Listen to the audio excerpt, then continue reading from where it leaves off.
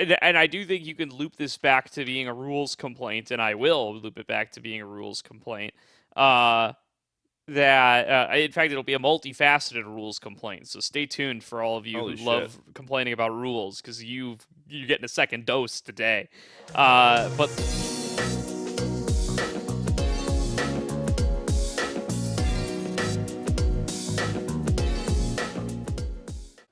what's going on, everybody? Welcome to another episode of the Salt Mine. This is season 6, episode 6.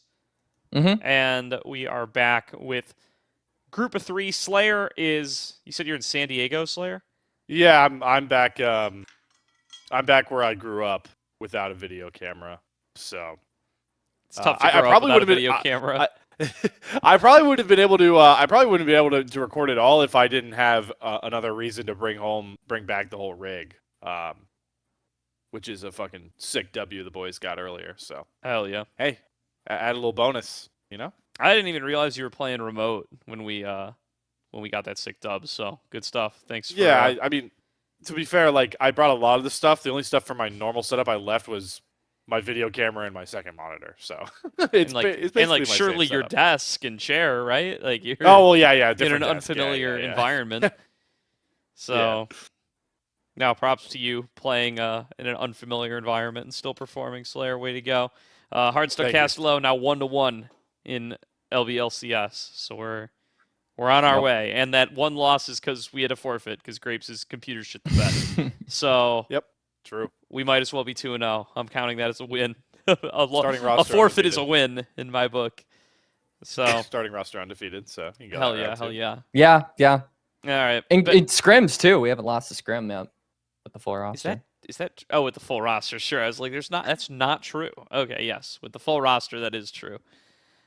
Quax is here as well. I'm Gordo. And we've got ourselves a lot to talk about. It's been 10 days since Quax and I recorded a little Gromp episode. And we got a few different areas to discuss. We're going to try to keep things still relatively short because it's late. But first, we do have to talk about more recent drama that's come up today surrounding the LTA Promotion Tournament. Where to begin? The big pieces of news are that the LTA Promotion Tournament sounds like it will occur simultaneously with LTA Playoffs. There's some disputing that, but those disputing that seem to be later admitting that they don't know.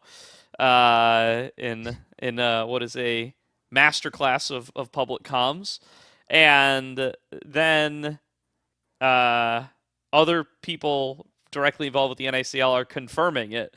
So it sounds like these are the dates. Either Liga Ace is being given the wrong dates, or Liga Ace is dispersing wrong dates, or these are the right dates, and they are being played simultaneously in the latest demonstration of how all of these rules appear to be set up, assuming that the guest team will always be bad. And then also, Dignitas got to transfer Kaini to Isurus immediately before the promo tournament after being eliminated from LTA Playoffs. Cool. Yeah, which is... NACL teams weren't able to make... Wait, is that news to you, Slayer? Did you miss that today? No, I saw that today too. Okay. It's like, if we revealed that to Slayer live, that would be some content right there. I would be a lot louder if I found that up live, or I would have been like, "You're fucking with me, Gordo." I might be loud about it already, dude. I've been on a bit of a warpath on Twitter about this. A righteous warpath. A holy war, if you will. But I'm gonna open it up to statements from you guys. I've been talking for 4 minutes straight. I mean, I don't really feel like I can say anything that hasn't already been said. Like, this is like an issue where I feel like it's very black and white, right? Like, I think that there has not been a single person who has kind of looked at this and been like, oh yeah, this is fair, and like Dignitas and Isurus should be able to do this. Like, this is totally within their bounds. Like, I haven't heard a single person voice that opinion. I think that it has almost unanimously been, this is super shitty.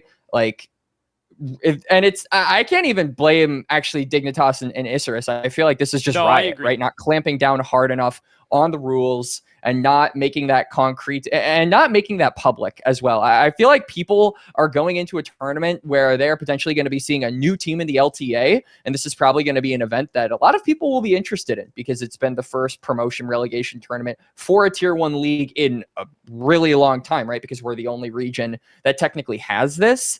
It's going to be a pretty big thing, and I feel like eliciting the rule book on this is something Riot should have done way sooner, way earlier, and made a lot more clear, because now people are like scrambling to find the rule book and being like, okay, well, what does it technically say? It says that you can't, like, the roster lock was what, like a couple of weeks ago, and it looks like Dignitas were just late to announce it. Either way, I think it's shitty because a tier 1 org is able to make this move, and then the tier 2 orgs aren't able to change their rosters basically whatsoever, right? Like, these guys aren't able to have any kind of flexibility in their corner. So I feel like it's a little bit one-sided almost, right? And that to me is a little shitty. So this is where I actually do have something I think valuable to contribute on this podcast that hasn't.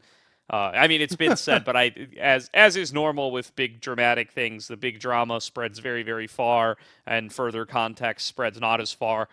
So this may actually be news to some people. I mean, I'm looking at DSG Chris Young's tweet about it, and it's sitting at 26 likes right now. So this one is certainly not spreading that far. The deadline has now passed. Yep. So he's explaining that they cannot make any more changes on DSG's side. So apparently it was like a day or two after the official deadline of roster or before the official deadline of roster changes, the Dignitas got eliminated, which means it would have been last weekend or the weekend before last. So it must have been like last Monday or Tuesday, probably like a week ago, if I'm doing quick math correctly. Right.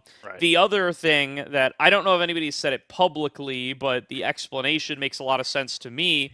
For those who remember, Riot made changes to the split 3 format at mid-season to... I mean, they also, at the same time they made changes to the split 2 format, right? When they cut the best of 1 format because of Fearless Forever. They also made changes to the split 3 format. These were also the changes that made it a full double elim bracket for the end of split 3, whereas previously it was going to be like some silly stuff where like the finals would be the winner of the bracket against the team with the best record or whatever. It was going to be something stupid. Mm-hmm. So they did make changes, and part of those changes led to things starting a week earlier, which led to eliminations occurring a week earlier. And it appears that they did not move the roster lock for the promotion tournament when they made those changes. So it seems that this was an oversight made when they made format changes. I still think it's inexcusable and an immense oversight that kind of ruins the whole competitive year for Tier 2, especially, I mean, for the South at least. I mean, thank God this didn't become an issue in the North, but still massive RIP to our friends in the South, who are now going to have a massive upgrade coming into the defending team. But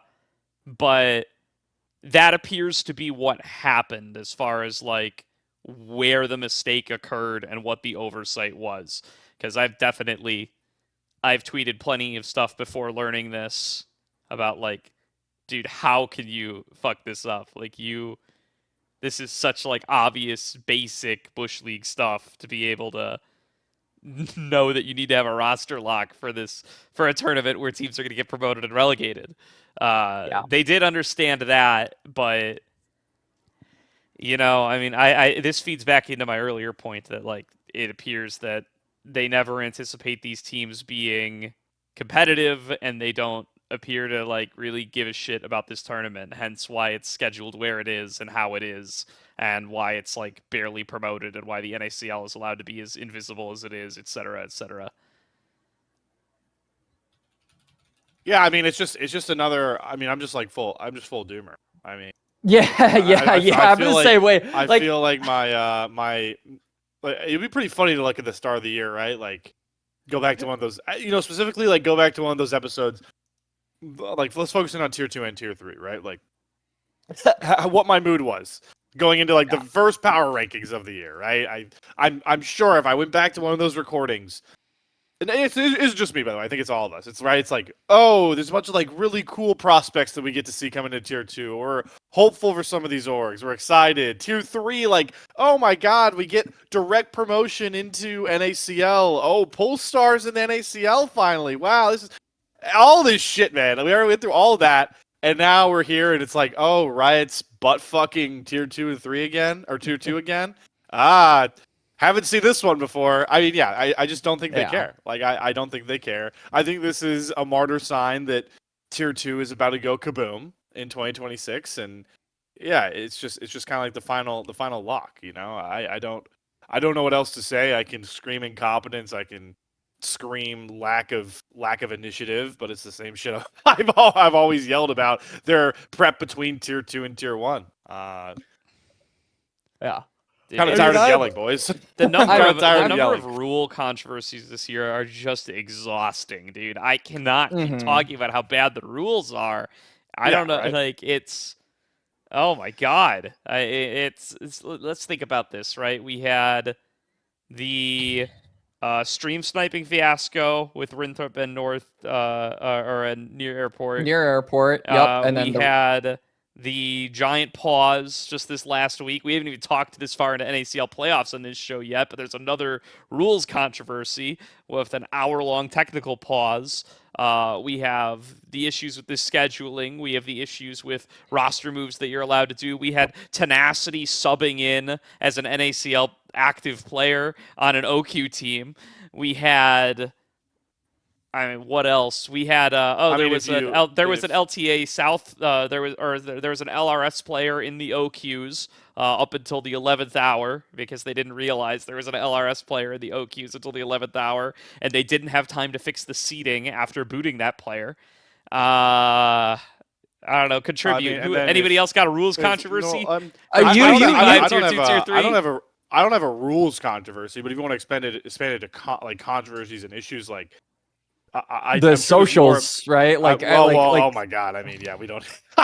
That's a good. I'll let you do that one in a second, Quax. There's the one that I want to say. I'll keep my mouth relatively zipped on that one, but like, and it's not even that I'm like being controversial about it. It's just like it has been, or like I'm bad mouthing it. It has been controversial. Is what I'm saying. You can discuss it if you want, but I am I'm withholding from that one.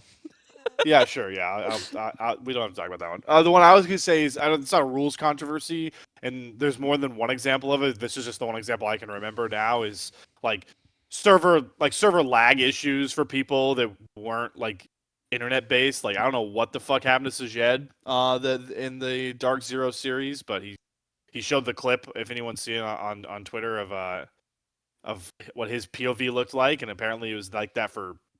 I think he said games 2 through 5. So like that's great too. Like, yeah, guys, let's see what happens when the most mechanically gifted player, at least in the 80 carry role in our league, gets frame rate lag. That's for 5 games in a series. Like, woohoo, that's awesome.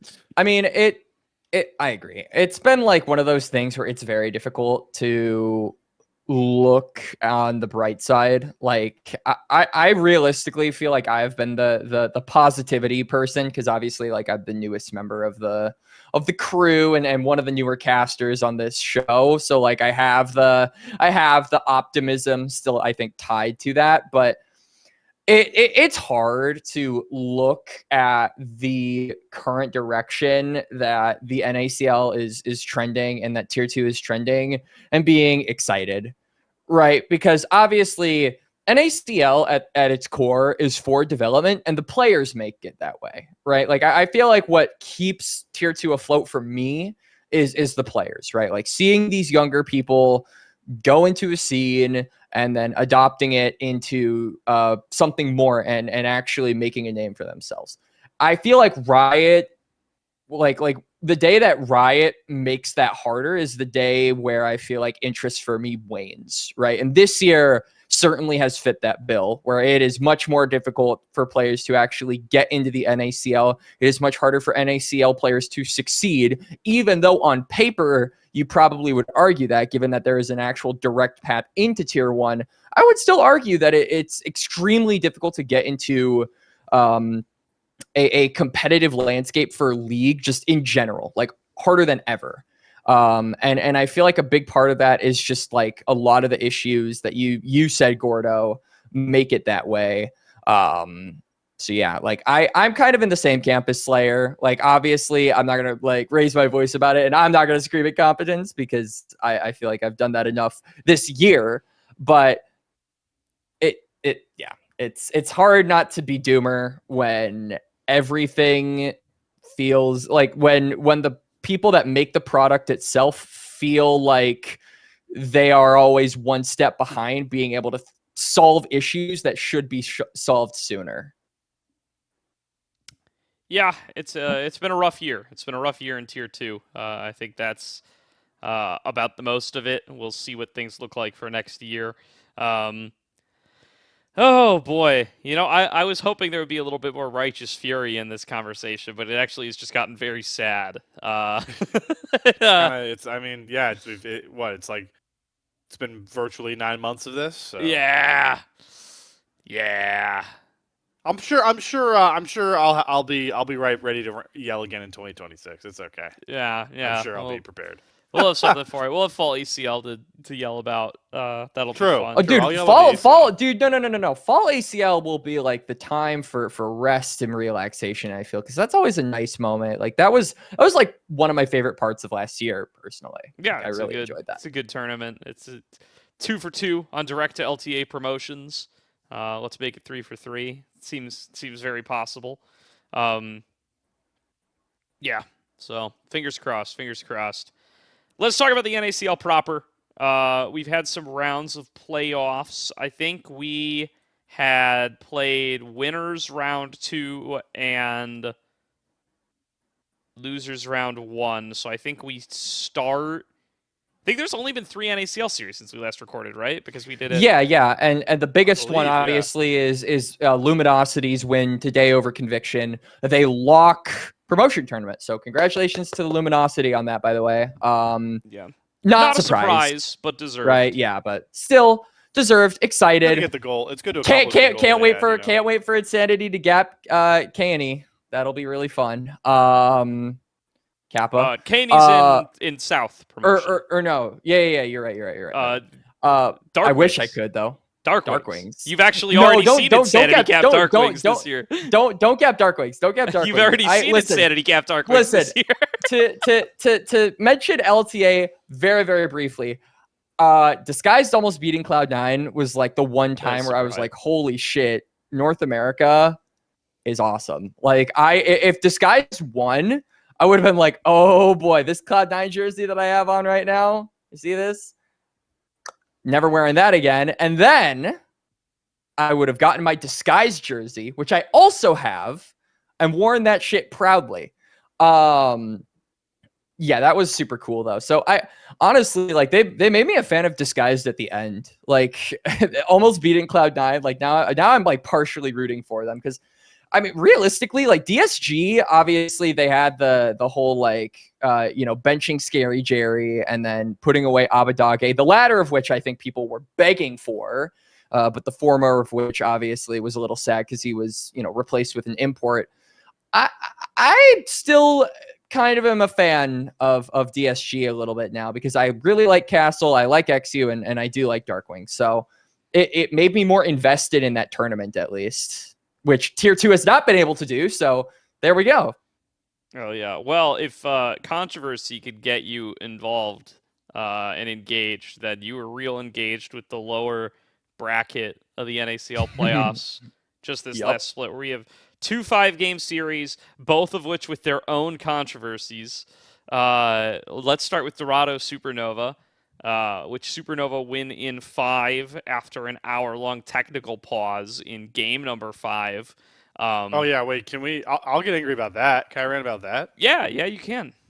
Yeah. Hey, guys.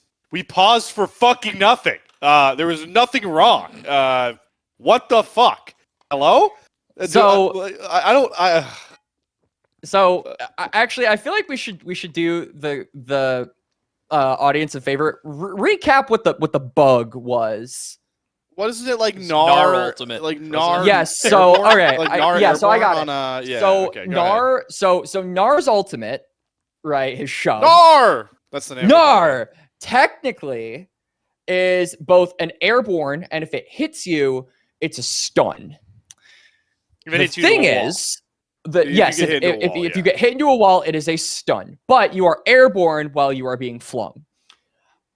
The thing is, the airborne effect still lasts if you are stunned for like a brief moment. And for those of you who I'm sure everyone here knows, you cannot QSS or cleanse an airborne effect, right? You can't cleanse same way you can't do that to like a knockup, right? Like a Yasuo tornado. Yeah, like a Yasuo tornado. So a Blaze Olive who was playing jog my memory.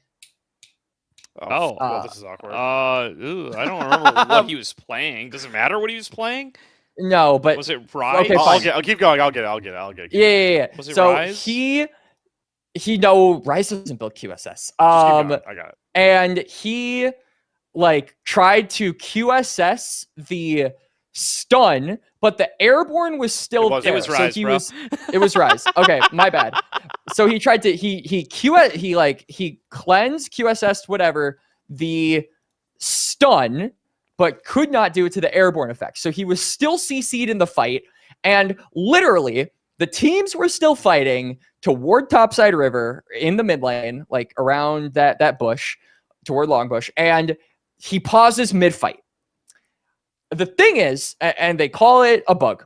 The thing is, if you do some digging, this bug, which I agree with Slayer, it's not a bug, has been in the game since Nar's release. So, like, the fact that we're complaining about something that has existed for the game for, God, Nar has been out for like 10 years, is insane to me. So they ended up having to pause for an hour, and then Dorado, who had like momentum going toward their back, like they were cruising, like they were winning that game up until that They were point. winning the fight. They were winning the fight that they got paused in too. Yeah, they were winning the fight. They were winning the game, and they could have easily won the series if that pause didn't kill all momentum. So everyone's pissed at a Blaze Olive. Everyone's pissed at Supernova. Everyone's pissed at the refs because it took them an hour to resolve this.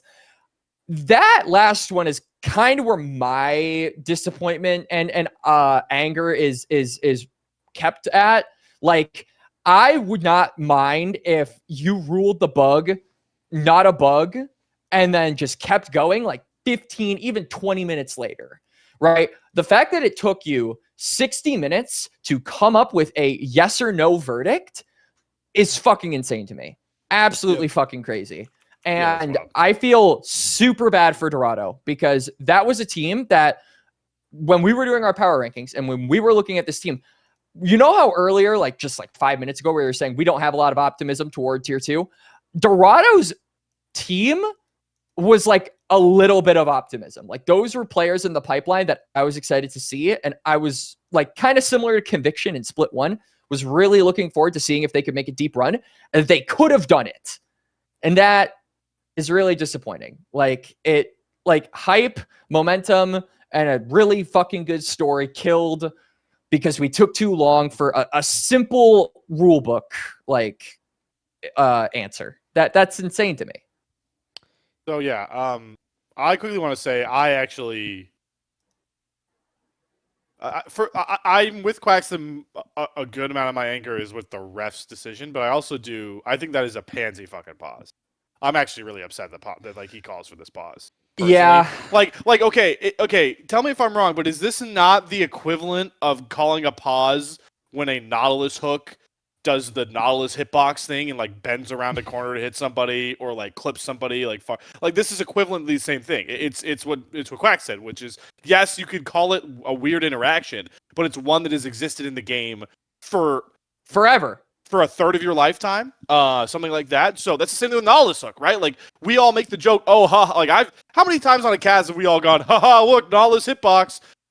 Have you ever seen it paused? I've never seen it paused. I've never No. seen someone call pause after those hooks. That's you just like- fucking soak it. So Yeah. I don't. I mean, I get like it's a huge fight in a game 5, and if you feel you're slighted, but I don't know, dude. I think that's a Bush League move, and I'm not going to come off of that. Yeah. I think I lean more towards the opposite side of like players. And I do think you can loop this back to being a rules complaint, and I will loop it back to being a rules complaint. In fact, it'll be a multifaceted rules complaint. So stay tuned for all of you who love complaining about rules, because you're getting a second dose today. But first things first, like I don't know. I think it's somewhat more complex than that. Like I think there's a charitable interpretation of like Quax didn't even believe that the champion could have been Rise because he doesn't build QSS. Like you're gonna have less QSS exposure as a mid laner. You know what isn't supposed to be able to happen is kind of its own conversation, and like players are in a weird spot where like coaches can't pause, right? Only players can pause. This is something that should have been added to the game a very long time ago, is the coach pause, but there is no coach pause. So as a player experiencing it in real time from your isolated POV, you need to like personally read whether or not any weird thing that happens to you is a bug. And if it is a bug and you miss it, Riot is going to tell you to shove it, and you're dealing with whatever the result is. So anytime you have any doubt, you should pause. You're incentivized to pause. The rules are set up that anytime you have any belief that anything might not have worked correctly, you should pause. It is to your advantage. So I think, the rules push you in this direction to some degree. That said, I mean, obviously ref fuck up, right? No reason for this to take an hour to review. This should be, one and done. The fact that this happened and then the near airport thing happened last split, like it just compiles on. I think it's the same deal. It's like the refs take way too long to figure out their own rules and their own rulings. And sometimes they're still not right, which is just already pretty nutso. That's for sure. So one, the fact that there's no coaches pause and that players are like under pressure to create pauses themselves, I think is one sort of issue. But I think the bigger issue though is also like, especially in an online league where we do not have access to Chrono Break. My understanding is that there is no Chrono Break. No, there is no Chrono Break. Yeah, so you either remake the game or you do squat. Why are we allowing in-fight pauses?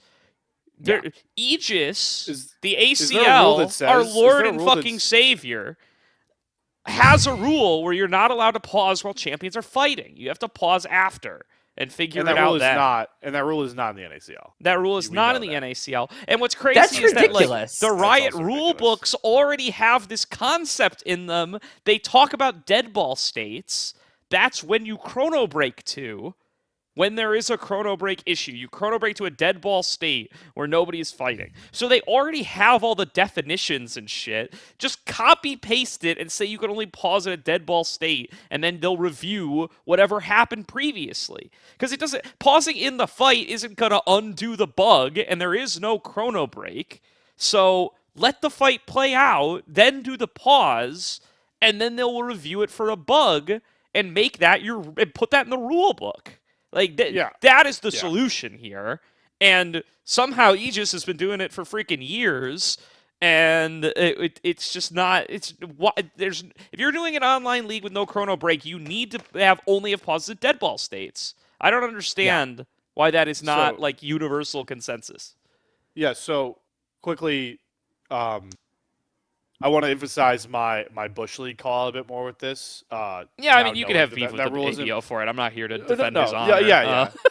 No. But here's the thing that I want to say. And if there are any players, because I am only a player in low-budget LCS Emerald Hearthstone, okay? So I'm not actually calling myself a player here. If there are any players, coaches listening, I understand that it is an option because NACL fucked up. I'm not disputing that. However...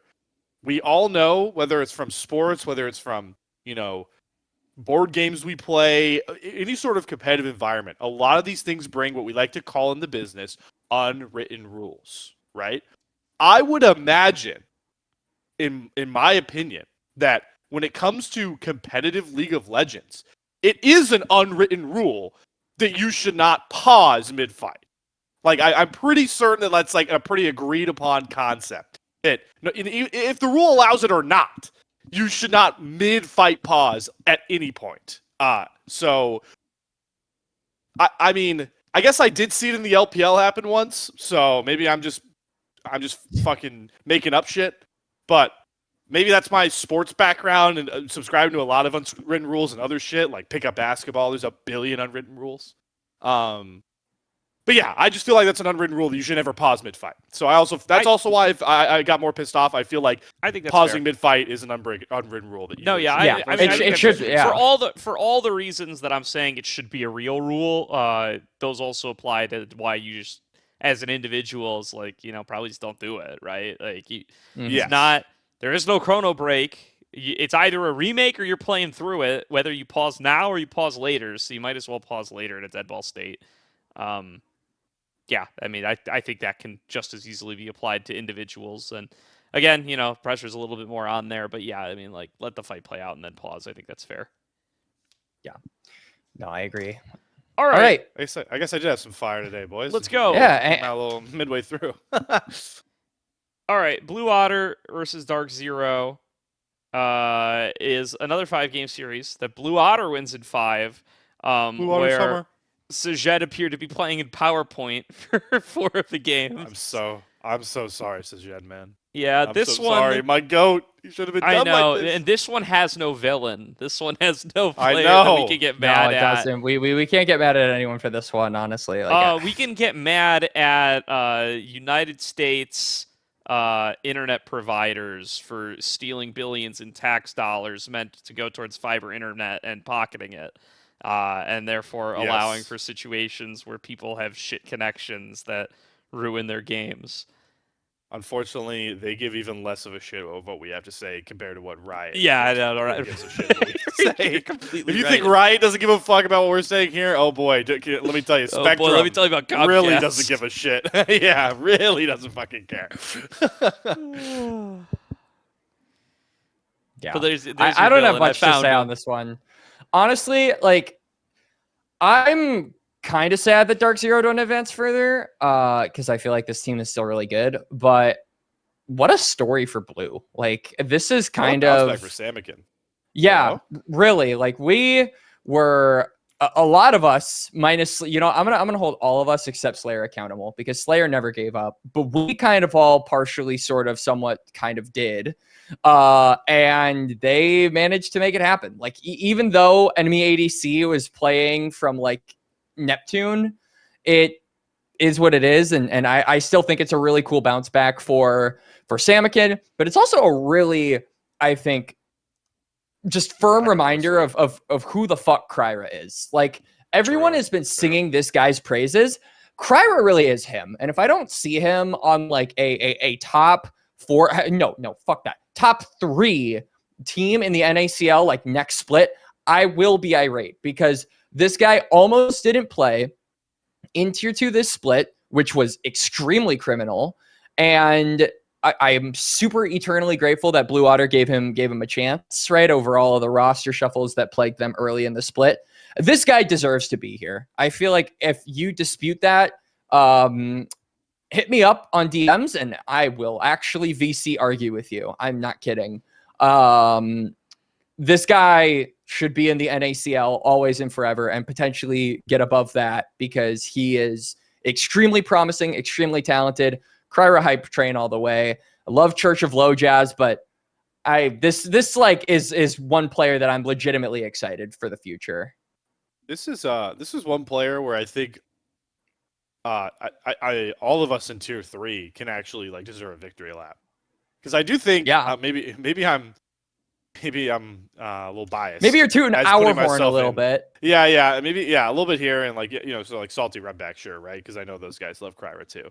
But I really feel like we've all been peddling Kryra for a while, And not impelling's the wrong word. We've understood how good Kryra could be for a while, and yeah, it's like for some reason tier 2 just doesn't really see that. Again, I don't know behind the scenes like what goes on with trying to get negotiating with him, like what Kryra wants from a team, like what situations he's in, but it's just cool to see from his Blue Water run that like it feels like a ball knowing moment for us here on the Salt Mine. And huge year for the Cheese Chasers, by the way. Remember the Cheese Chasers? Oh my God! I don't think I was around for that. Oh, really? I So wasn't around for that. Cheese Chasers was a 2023 OQ Nope, team. wasn't around for that. Yeah, they were a That was like my first 2023 OQ. summer OQ team. Or no? They were Barrick, Kryra, Aojun, Ninum, and Sandwich. Oh yeah. Yeah, and I think it was like the OQ debut, I believe, for Kryra, Aojun, and Ninum. Maybe even Barrick too. Not Barrick, I don't think. Barrick played on I think Barrick played on Mirage before. But for Kryra, Aojun, Ninum, it was their debut, and they did okay. They made like top 8, which was pretty good for a team that was relatively like a bunch of new players. Like I think they were high seed for their rank, but like they were not super experienced in OQs. So very, very hype. Great year for them between Aojun and Kryra. Ninum, I don't know if it's gonna happen for you, buddy.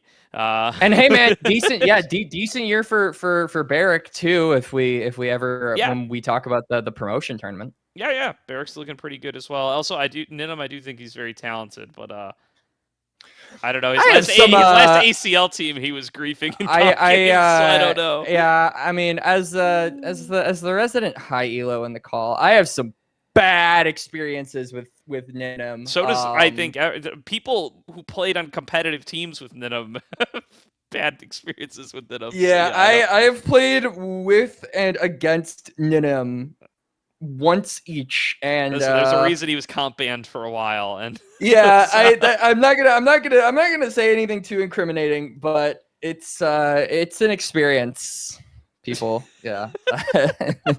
Yeah, no, I mean you're not gonna hear player number 2 that you will not hear me defending on this podcast of the night. Well. We'll see how long that list gets before the end. Player that you will hear me defending now is Samikin. He heard me talking shit, and now I feel bad. I do too. Like his Mel was so fucking nasty. Samikin's the nicest fucking fucking good. person on Twitter and shit too. And in person. I have not met him in yes, person. But Samikin is a good dude. I've not met him in person, but I believe you. Yeah, super cool player to cover throughout his come up. You know, Risen Champs, Aegis, OQs, all that stuff's been a super cool player to cover the whole time. Been a big fan of his. Was not his regular season one bit. Was not his regular year one bit. But good couple of series from him, and excited to see how he's going to be able to keep it going up against Supernova, who have been inconsistent. Yeah, another thing I wanted to say about Supernova is like, yo, if Supernova lost that series, ACL would have been on fraud watch, my friends, because shout out to Supernova for carrying the banner. Yeah, we would have been on fraud watch. But yeah, I guess thanks Supernova. Thanks Supernova. Yeah, thanks, I'll say it. Carrying the torch, boys. Anyway. Well, with do we have anything else to say about NACL playoffs? I mean, Supernova Blue Otter coming up. I think the Blue Otter run ends here probably. Just don't nobody pause, okay? Honestly, I disagree. I think that if Supernova shows up wrong, like if they yeah, show up I in think that Bizarro Supernova mode, have been. I don't want to say that it's like 100% for sure, because but I think it's closer than people anticipate. I feel like we've seen crazier upsets in the past. I think that Blue have a chance. My biggest concern is definitely Hoarder, because I think that Hoarder has been even though I think Hoarder has also kind of been inconsistent to split somewhat. When Hoarder has it on, like he has it on, and I'm not sure that Quacker is going to be enough to stop him. So I feel like this series could fall apart pretty quickly for Blue if they're not on their toes. But I do want to feed into the possibility of there being an upset yet again, because I do legitimately think it's possible. I'm just excited to watch Jungle, man. Kryra Dardoch. True. Oh, you know I'm fucking with you on that one. Yeah, I'm excited to watch that for sure. That's gonna be an absolute blast. And then I now forgot my other point. I thought I had one more. Do you have a call for who else is going to make promo tournament? Oh, I think it's gonna be Supernova. But here's what I was gonna say. Regardless of the outcome of this series, this is another Blue Water Summer where they officially It's another Blue Water beating Summer. their old mark, right? Because they'll finish third here, and it was fourth last summer, correct? Or am I switching in my head? Shout out to the boys. Shout out to the organization that has appeared on our podcast the most, bar none. It's Blue Otter. A lot of that because of sneezes, but also Bully. Yeah, shout out to those guys. They work hard and keeps paying off for them. Romp Stomp. Romp Stomp. I just want to go 5 again, man. Oh yeah. That's I'm also I'll be. Quax, did you ever find out? Are you going to LTA finals? I'm not going to LTA finals. Okay, I will be at the Blue Otter stand. But at the Blue Otter booth. But for LA peeps watching, I will probably be in LA the first couple of weeks in November because it'll be my birthday and I want to hang out with the homies. So if you want to say hi, hit me up. Yeah. There we go. Yeah. Little self-insert there. Good stuff. Yeah, I'll be at LTA finals. I'll show up at the Blue Otter booth. Everybody going should show up at the Blue Otter booth. Yes, yes, please. Yes. Yeah, and if you see me at LTA finals, you can say hi as well. I think I Yanni's also would going if to I be was there going. too. Yep. Hopefully more than just the two of us. Sean will be there. Sean and Tonin will be there. You're gonna have a group. It sounds like you're gonna have a group. You're gonna have a gang. You'll be good. Yeah. All right, let's move on from NACL to let's talk about OQs a little bit. Sure. Very briefly. I need a catch up from you guys. I've been a little out of the loop with my job. You have no OQs. Yeah. So yeah, there is some news there. So 2 teams have already qualified for the promotion tournament. One is Apex Mission Impossible, first overall seed, favorite by many to make it. That is the Apex Mission Impossible roster you remember with Decoy, Lojaz, and Baz. But Protoss coming in at support as Pocus steps back to become a coach, and Retrozing at mid, the same mid laner they've been running in ACL. Longtime Kosa Gamers player. Yes. Yeah. Yep. Super cool to see him get a shot. It was super cool to talk with Pocus at the beginning of the ACL season of him talking about wanting to go into coaching and wanting to give more opportunity to like underappreciated players who have never played for good teams and therefore don't get respect. Clearly was kind of referencing Retrozing and Protoss there, and I think they make good on it as they run the open qualifier. Yeah. But I will say before. Go ahead. No, go ahead. Go ahead. Well, I was just going to say, and then there's the other team that has made it, which is the surprise. 3rd seed overall by solo queue, Zenshi Gaming take it over Lotus in 3-1 fashion. Quax and I covered this one on the Aegis stream with a special appearance by TDS Sick in game number 1. That was that roster for the uninitiated is Barrick, NXI, Cupic, Globby, and Kim Down. Globby being a rookie, I believe, in his first open New York qualifier. University's ADC. New York University 80 carry. Like NYU? Yes, NYU. Smart man. That was a really fun series to watch. If you haven't watched that series, I would highly recommend going to the Aegis Twitch channel and watching the VOD. This might even be is on the Aegis YouTube by now. I'm gonna go check that. It might be. I think it's just on the Twitch because I check YouTube pretty regularly. I didn't see it. But I was really impressed with basically every player here. But I do have to give like a really special shout out to Cupic and NXI. One thing I think to really take a look at with this roster is like 3 of these players were on that disastrous AoE squad, right? Like we mentioned this during the stream, but like Barrick, Cupic, and NXI were all a part of AoE when it was on its deathbed, rotating players like just like constantly, right? And it was very, very insane to see. But like going into this series, like I kind of assumed that Lotus would be favored. Cupic and NXI, the 2 players that I didn't have like a ton of faith in, I'm going to be completely honest with you. Like I would say were the 2 MVPs of this series. Like you could probably look at everybody and they could make themselves a candidate, but Cupic pulling out Morgana mid in game number 2 was just some of the most insane shit I've ever seen.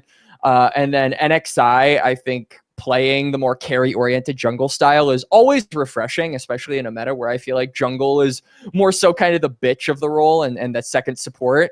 Yeah, bring back 2020 meta, guys, where we can play Nidalee, Lilia, Lee Sin, Graves, who's with me. Yeah, it was super exciting to see, super fun series, and super interesting team. I actually am very curious to see how they fare up against CCG and Vancouver Impact when that promotion tournament rolls around, because obviously I think that people have it in their head that CCG will probably reclaim their spot in Tier 2, but Vancouver Impact, that spot, pretty open for the taking in my mind. So I do think Zenshi have the potential to take it, but obviously, like Gordo said, there's AMI and then one other team that we have yet to take a look at who has yet to promote in the lower bracket. Yeah, I agree with the hype on NXI and Cupic. And I mean, I just add Globby to that list too, right? Like, obviously, expectations for this guy were very, very low. How did he get that IGN? For those of you who don't know, he has like a cross. Christian cross as his IGN. I thought you couldn't have special characters in your. That's insane. Yeah, I don't know. I've never seen I guess that in it my life. doesn't count as a special character somehow. It's just I don't know. It shows up. It's kind of clean. Globby, though. if you're watching, tell me your secrets. Yeah, I don't know. It's kind of clean though. If you haven't seen it, yeah, Slayer, you can see his like deep lol or whatever. I'll link it in the chat here. Okay. Yeah, his IGN is just a cross. Yeah, it's tiny little this. cross. Here, I'll put it in chat. Maybe if I remember, I'll put a screenshot here. Otherwise, go to the LOL wiki and go to the LOL wiki and go to Globby, and it'll show his IGN on there. Yeah, I know it looks hella clean in game. It's very cool. But I mean, on top of that though, I mean, this guy don't cross this guy. Yeah, I mean, this guy plus Kim down show up in a lane against Claritz and Chrome, and they do a great job. There you go. You know, they did a really good job, I think, at constricting Chrome. Like, I feel like a lot of people go into a series against Lotus and are like, okay, Chrome is probably, not even probably, straight up, he is their best player, I think, and most consistent member, and are like, okay, we focus bot lane, we win, right? No one's been able to do it because Chrome is an absolute fucking freak. Somehow they did it though. Like, particularly in that last game, Chrome was like, I think, really strong on the Zeri, I believe it was, for game number 4. He couldn't actually carry the game. Like, he had no opportunity for a pop-off moment. It was insane. So this team knows what they're doing. And Globby, rookie ADC, managed to hold his own against one of the best ADCs, I would say, in Tier 2 and Tier 3. So yeah, that's really a fun story. Yeah, the craziest Globby standout game to me actually is the game that they lose, game number 1, where Chrome goes up 3-0 on Corki at like 7 minutes, and Globby on Varus turns it back, like on hit Varus, just like plays well, executes a few I hate fights that champion, man. plays his spacing correctly. Like I don't like the champion either, but like, you know, it's still, I think like there's not 64 teams in this tournament. Damn. There's 48 teams. So I think like probably 45, 46 80 carries in this tournament probably just get fucking bulldozed by Chrome when he goes 3-0 on Corki at 7 minutes. But Globby does not, and he stands and he keeps farming and he plays fights well and he ends up like ahead. like 10 minutes later. It's crazy. Yeah. Really cool. Wow. And then it's kind of a bit of a primer because it could be fun. Looking at the losers bracket, we are currently, what are we in? We are in we're going to be going in to round 6. So we have 1, 2, 3, 4. So 4 more kind of bracket phases to go right now, which means 10 that teams there left, are basically 10 teams left. And it's Flamingos, Milk, Royals, Whole milk, not regular Repibaras, milk. Pepe Dipsy, Weber State, and then Zero Animosity and Syndicate. And then Cupid Esports and Lotus have a bye. They just have to win two more series. Just one series. They're waiting in the Just one. They're Just, waiting oh, yeah, in yeah, the final you're right. qualification match. Yeah. Yep, you're right. One more. So honestly, like if I had to choose from Flamingos, Milk, Royals, Repibaras, Pepe, Weber, Zero Animosity, Syndicate, my best guess would probably be Whole Milk and honestly Syndicate. That are going to be going up against Cupid and Lotus, respectively. This is an ACL point and an OQ point, but like it's so funny because even through some of the ACL regular season, we were still making the like Draxer team fell for it again jokes. But I'm falling for it again, man. Fuck the shit. No, it's not. You can no longer fall for it. There is no it anymore. Like I was saying this to Slayer the other day. Like this is the Draxer team that's the truth. Like they are in winners semis in ACL. They are guaranteed top 6. They're gonna beat their seeding.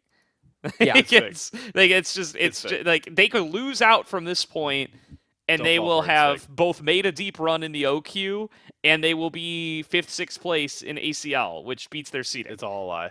Like the falling for it again would be seeding them too high.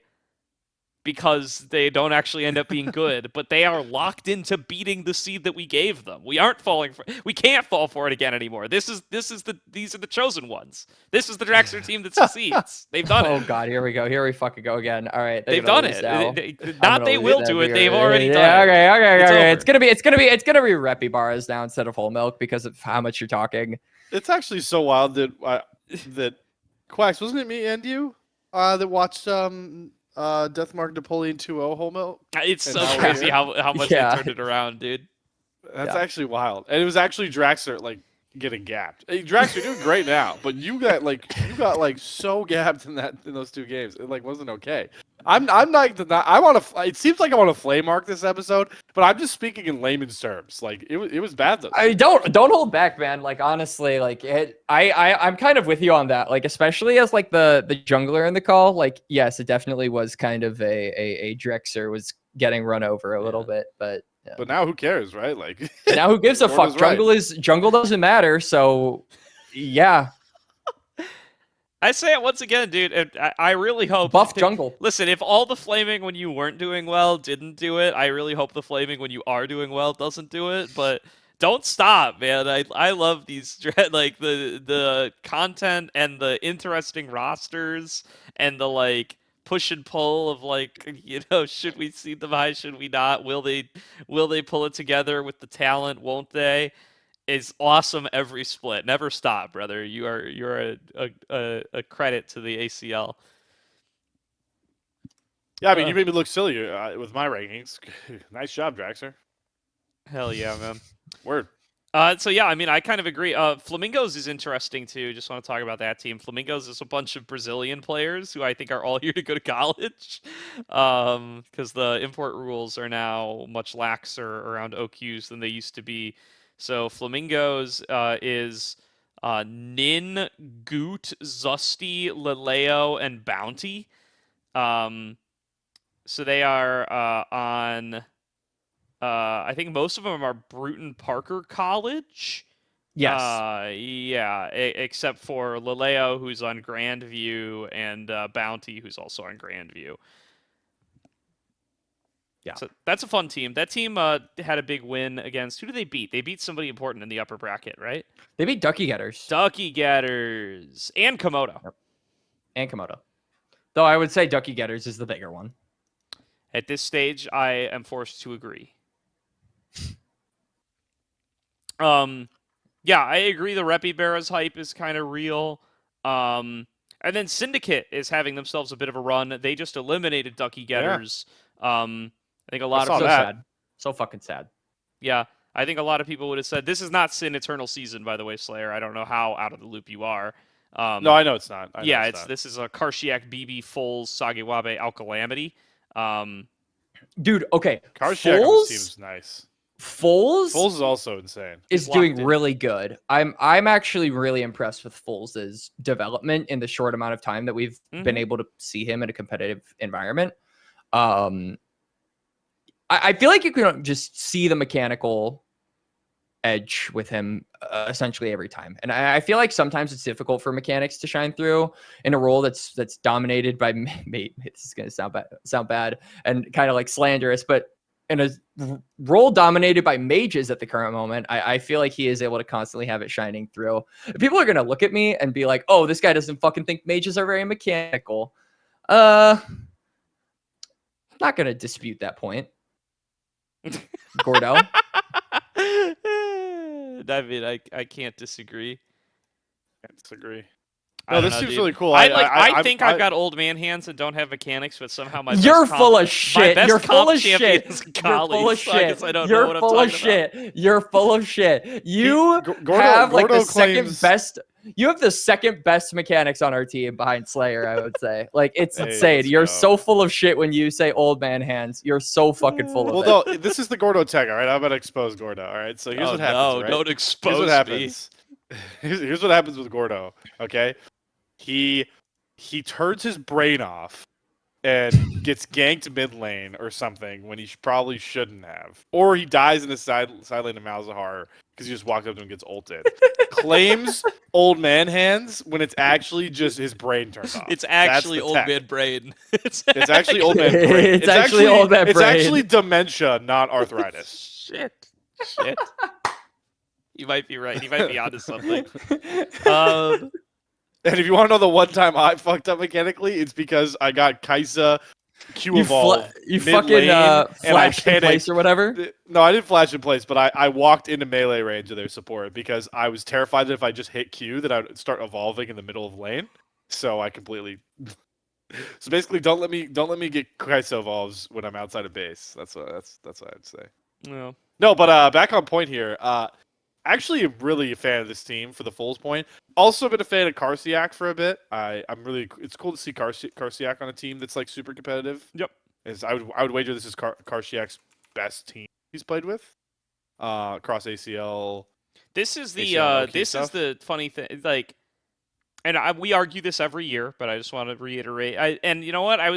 My faith was getting shaken a little bit for a bit. But every year there are new breakout players. There are new names who you were not familiar with that you could get really excited about for tier 2 going forward. And I think this, like, all of the players for this year are on this syndicate team. I think it's Karshiak, BB, Foles, Alcalamity would be like my 1 through 4 in some order of like players who are exciting for me this year. Them and like Inflame, I think would be my like top 5 new players for 2025. what's the list again? Breakouts for 2025. Can I get one more time? My audio completely cut out. Oh, You like said who that. Did you say the five? who the roster is? My 5 breakout The players. 5 breakout, yeah. Yeah, like my 5 breakout players for tier 3 2025 would probably be Karshiak, BB, Foles, Alcalamity, and then like Inflame.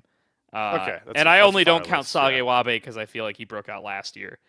He broke did. out last year. Yeah. That's a great list. I would agree with everybody. That's a good on that list. That's a Yeah, good so list. like it's funny Or maybe 'cause like they're Goku? all on this syndicate team that's making the the run of the bottom lane, the bottom What bracket. about like there's also like some of those Weber guys like or is am I I think the only like new Weber guy U13, is yeah. I would agree with like U13. if you're a Yeah, big I would U13 say fan, you. I think Is you can make an Goku? argument that Goku is 2025 not this year. I don't think. Well, Goku is Goku this was year. a pro BR player, so I don't think you could say he broke out anywhere Okay, in never NA mind. tier 3. Okay.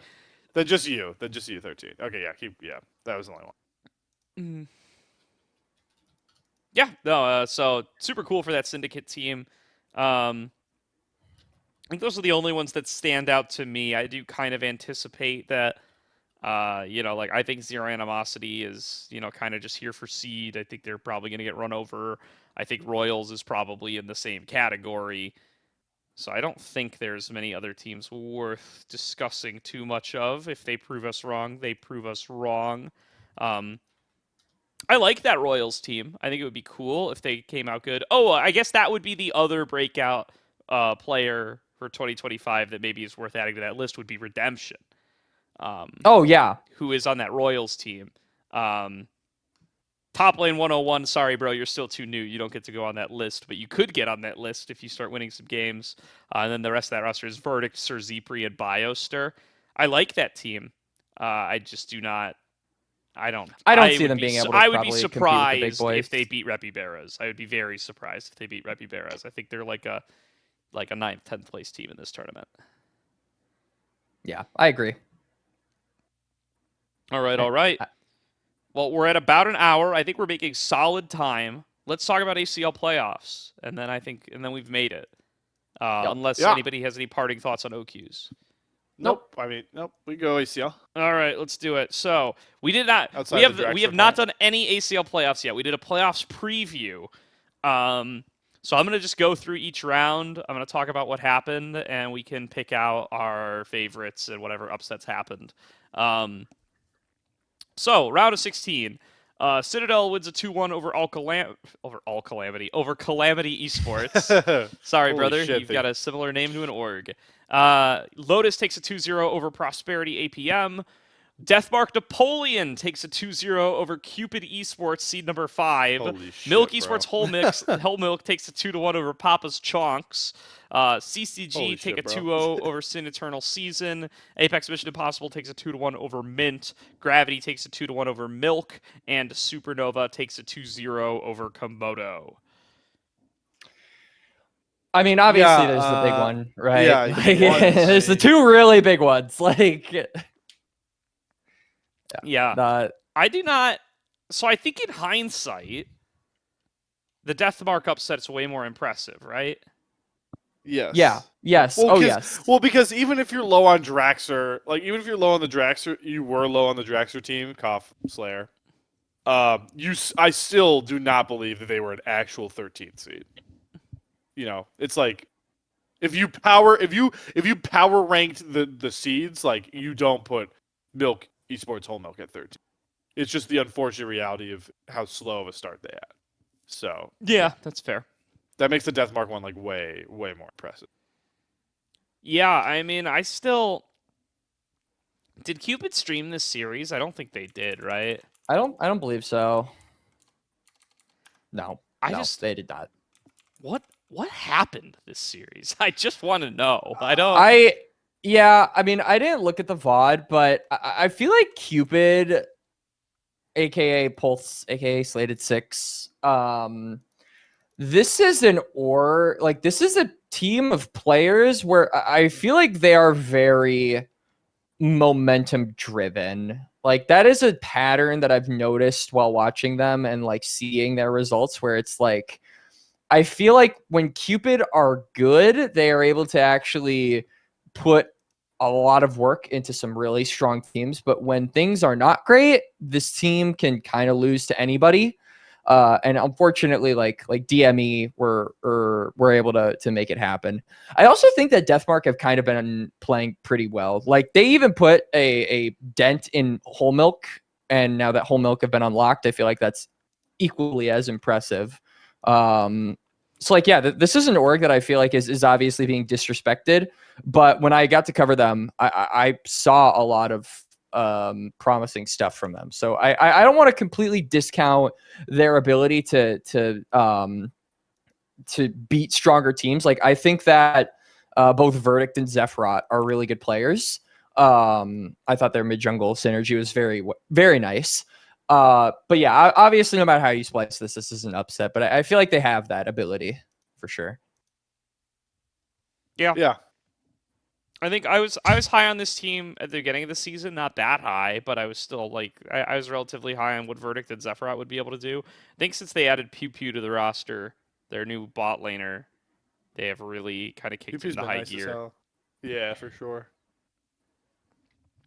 Yeah, so I'm very interested in what they're going to be able to continue to do in the lower bracket as they do find themselves down there after they lose a follow-up match. But yeah, I mean, other than that, like things that stand out to me, the Citadel dropping a game to Calamity seems very noteworthy to me. I don't have a huge takeaway there, but that's a surprise that ends up happening. And then Calamity also then, not to get ahead of ourselves, take a game off of Prosperity before getting eliminated. So it's very interesting that Calamity as the 16th seed, play 2 games against significantly higher seeds than themselves, and they take games in both series, but now they're done for. So I guess that'll do it for the Calamity season, but that's a very interesting performance out of this team that I think deserves a shout out. It's a good look. Yeah. Yeah. Unfortunate. I can't really say much more. They did okay in OQs too, if I'm not mistaken. I wonder what the future for this team though is now that they've been eliminated. Or oh no, not Calamity. No. Well, also Calamity, but I was more so talking about Cupid, like what the future. For those guys. They're not dead in OQs yet. Yeah, but if they aren't able to make it, like I legit, because that's a team that's stuck around the whole year. Yeah, right? If they aren't able to make it, I think I'm gonna pull back something Sneezes has said on this show before, that I think it is good for these. It would be good for these players to play with other people. Yes. Yeah. I think that'll do a lot to yes, they've improved, but the odds that like all 5 of these guys together are like going to like reach crazy high highs is just super, super unlikely, whether they make NACL or not, quite frankly. I think that there are definitely individually talented players on this team. I have my own opinions on who I think are better than other and who I think is not as good, but they could, definitely prove me wrong. But the only way, like, I think anybody's going to prove anybody wrong or right is if they, split off and play on some separate teams, which all of them have done before, but I think would still probably be best for them into 2026.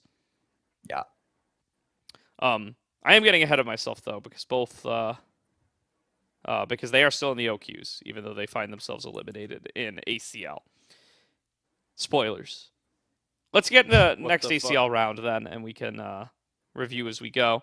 So upper quarters for ACL, Citadel take a 2-0 over Lotus. Milk Esports Whole Milk take a 2-1 over Deathmark Napoleon. As Revenge. We earlier. CCG take a 2-1 over AMI, and Supernova take a 2-0 over Gravity. And Papa's Chunks aside, where we already talked about Whole Milk and Deathmark Napoleon, it is the NACL teams moving forward: CCG, Supernova, and Citadel. All I just have to say, winning their series. These top 4 in the upper bracket now are so fucking funny because it's what you would expect normally, right? Like it's the first seed, second seed, third seed, and then the 13th seed out of 16. Like it's the funniest curveball ever, just looking at where these guys are ranked and seeing like it's like that one Godzilla, it's like that one Ghidorah meme where it's like the heads are all super scary and then you've got the three dragons. Dude, I did not even realize, is that supposed to be Ghidorah? I didn't even realize it was Ghidorah until, oh my god, that's so funny. Well, you learn something new every day. I am disappointed in the result of that CCG AMI series, not because I was rooting for one side or the other, but because I was waiting. I had a meme prepared for AMI to win, so I could then reach out to Grapes, because Grapes, when I was on Salty Runback, had a topic that we discussed that was, is CCG the best NACL team to ever be sent to relegations? And if AMI won here, I was going to be like, CCG's not even the best team to have been sent to relegations this year. I mean, but it did not. To be honest with you, this probably should have been a 2-0 because I actually got to cover this series. This was one of those two. So a little bit of lore. So Fatih-chan returned to 80 carry in the first game against AMI, and they had Barlow at support. So it was Fatih-chan, Barlow, bot lane for game number 1. Fatih-chan hard sprinted it.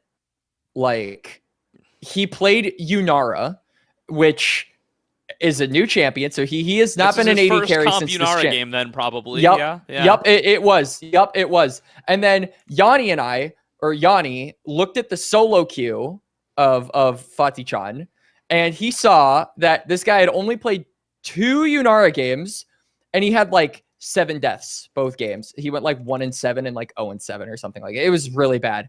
And then he got like absolutely like fisted in game number 1 on the pick.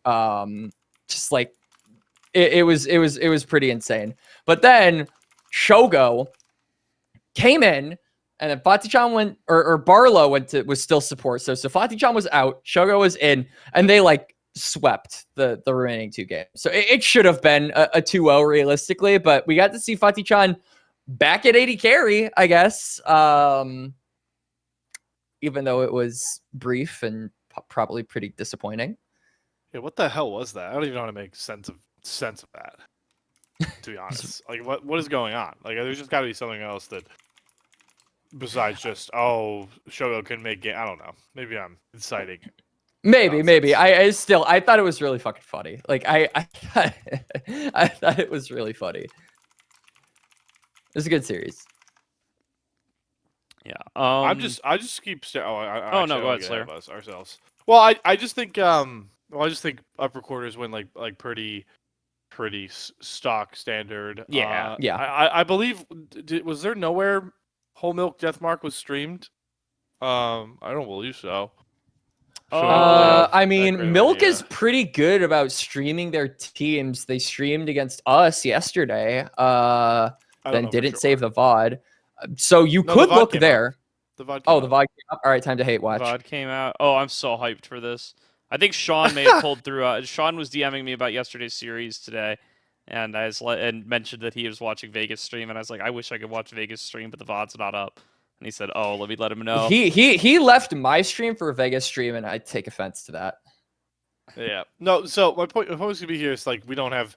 I mean, the revenge comes through for Draxler, but I just keep staring at the lower round 2, bro.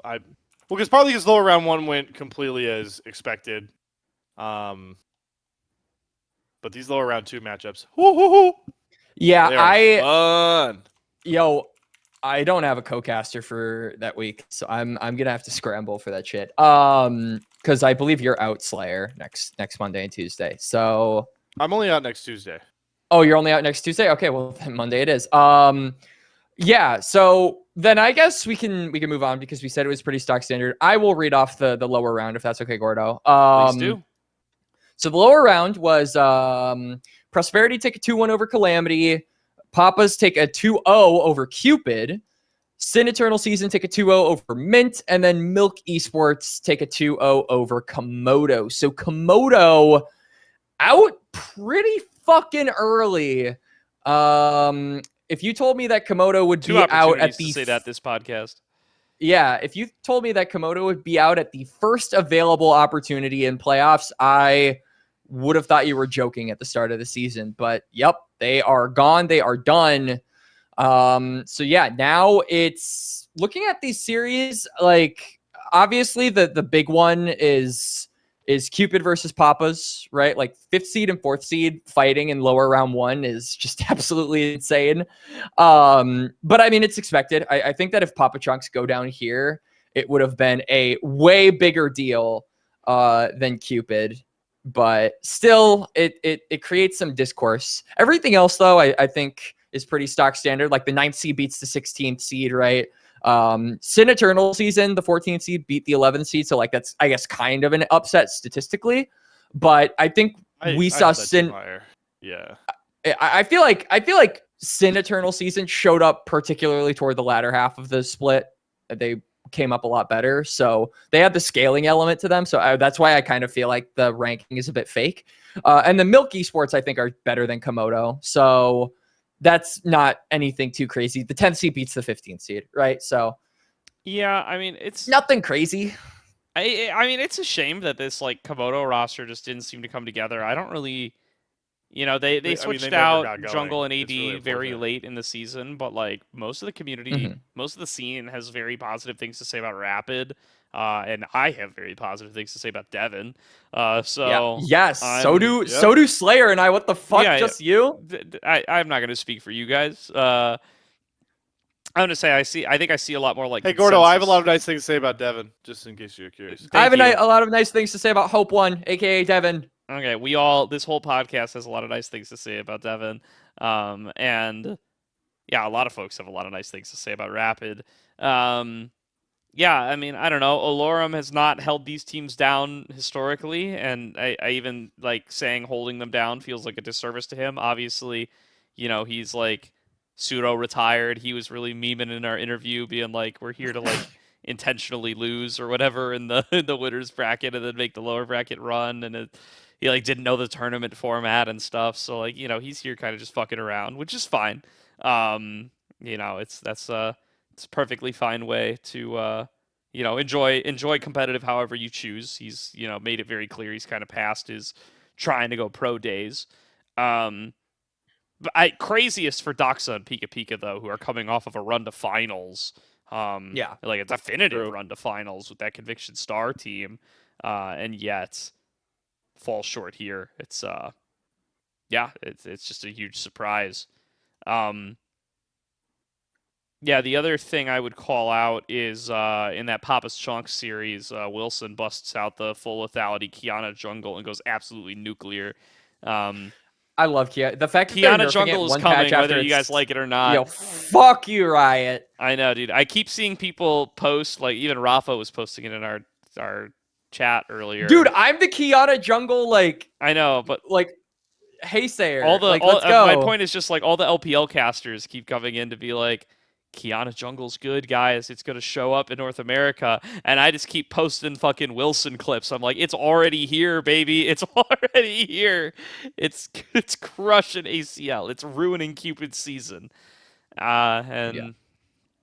I hope we get to see it again in their series against AMI because oh boy, dude, Papa's Chonks, I guess, just has the fucking hardest ACL playoffs in history, by the way, because they go against Whole Milk, who appear to be hitting their stride, and then they have to go against Cupid, and now they have to go against AMI. Their fourth seed just have the hard, like their reward for getting fourth seed is the hardest fucking playoffs in history. Yeah. That is a pretty rough road for them, poor guys. Their easiest matchup, if they beat Apex Mission Impossible, playing against Gravity or Prosperity is going to be their easiest matchup all tournament in the lower round 3. That's an insane road. Yeah, Well, I'm just they're walking it. I think they can do it they too. are. I think they're favored. Yeah. I would say yeah, they're they're favored. I'm most excited to watch. I'm glad that this is how we got 12-14 because it's like Deathmark Napoleon, you know, a group of players that we didn't know, you know, jack shit about coming into the split the way we ranked them, obviously. Well, maybe I won't speak for Gordo. Gordo's a different beast. And then it's an Eternal Season, who's you know, again, a team of like these like young prodigies that I personally thought was much higher. Yeah, on, top lane, Season of Leaves, All Calamity. Like these are Munchie, pretty. Yeah, well, like, Munchie's sorry, been yeah. around the scene a little bit longer, but with I Munchie think and Daption. yeah, Munchie has been a super fun case to watch this year. I mean, this guy plays like the most insane shit and somehow makes it work. So he's been the X factor, and I feel like that's always really uncommon to see when you have like a veteran who's supposed to be like more of the leadership role for the rookies. You see them on more stable stuff, especially in jungle, right? Like most junglers would play like the Vi, the Zinzao, the Wukong, but this guy just goes like Zed and it's just like, all right, watch what I do, follow my lead, and let's fucking go. Like that's so fucking based. I love it. Yeah, I'm really excited to see how that series plays out.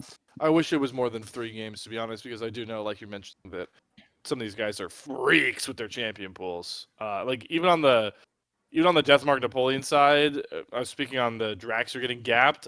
Verdict played the Shyvana jungle. Brought that one out. Yeah, that was fucking awesome. I got to watch that. So Munchie versus verdict could be very fun. Mhm. I'm very glad because you always see the way like sometimes seeding gods like fuck you. Like Deathmark could have fallen and ended up playing a lot of people, right? The way things shake out. But no, it shakes out that they play Sin Eternal Season. Whenever you see a 12 or 14 drop into lower, like usually it's like, uh-oh, time to get spanked by a team like Yeah, it's like a Papa's fill. Chonks, It's like no. I'm glad you mentioned that because like I feel like a lot of people would consider that to be the filler matchup against like the 8th versus 10th, the 7th versus 9th, and the 6th versus 4th, like very close in seeding. This is not a filler matchup. Like I think that if you are trying to keep up on Aegis and you're considering skipping this one, don't. These teams are actually good. Every team who is still in playoffs, 1,000 bajillion% deserves to be here. So like I would give them all a watch because they all have super talented players. Hell, what the fuck are we even gonna stream on Monday? Like this is gonna be like we're gonna have a civil war up in this bitch, Gordo. Like we're gonna be bidding for it like it's the weapon script. It's not my I problem. already You're gonna have to argue with TDS and Yanni. I'm gonna be on a Oh plane. fuck yeah, you're right. I'm gonna be on a plane on Monday. Oh shit! Fuck, okay, you're right. That Fuck, does you're sway right. the one. I All totally right, had a Slayer. plan of who I All right, thought Gordo was Slayer. gonna pick. Yeah. All right, Slayer. We have to come up with a plan. Yeah. Good luck, guys. Yeah, I'm gonna be on a plane coming back from Vegas. And then the games are gonna start like as I'm Ubering back to my house. So I'm just gonna watch the Bears shit on the Vikings. Oh, right. Yeah. So I'll have the stream up on one corner, but I'm gonna be at least missing game number 1, and I would never make Yanni do 1/3 of a series. So he gets the full stream to himself, and I will be back on Tuesday. My bet is that they take Papa's Chonks personally, but I'm fine with that. I would probably agree with you. Yeah. That would probably be my choice. I thought your choice would have been Lotus. Yeah, I mean, I don't even know. We just You'll did. have to wait. We just did. You'll have to Lotus, wait I and see think. what our choice on the salt mine is because we're gonna leave it intentionally. Although actually, we ambiguous just did because- Papa's Chonks, so maybe Ivar will want to do Lotus. That's why Maybe. I was saying that. Mm. I mean, Yeah. okay, yeah. Well, we'll have discussions about it, but yeah, this is playoffs are about to get super fun now. We're getting the lower matchups that are super fun. We're only 2 rounds away from best of 5s starting to kick off too. Well, it's only 1 on the upper side, but I think Yeah. they line up at the same time with lower quarters. So best of 5s right around the corner. It's awesome. Awesome time. Yep. Hell Looking yeah, forward to hell yeah. Looking forward to. Yeah, this will be the last week of ACL Best of 3s. So this will be very exciting. And hopefully we get another podcast out to talk before we get into the best of 5s. But that's going to do it. Hour and 20 for all the topics that we had to catch up on. Not a bad time. So good work, gentlemen. Yeah. Good job keeping the takes tight. And thank you, everybody at home, for tuning on into the Salt Mine. We will be back as soon as we can be. Scheduling is miserable this split. But, It really is. It's dude. It's the Slayer IRL job, Diff. personally. I think it is more. It's not even that. It's I think not it is even that, the bro.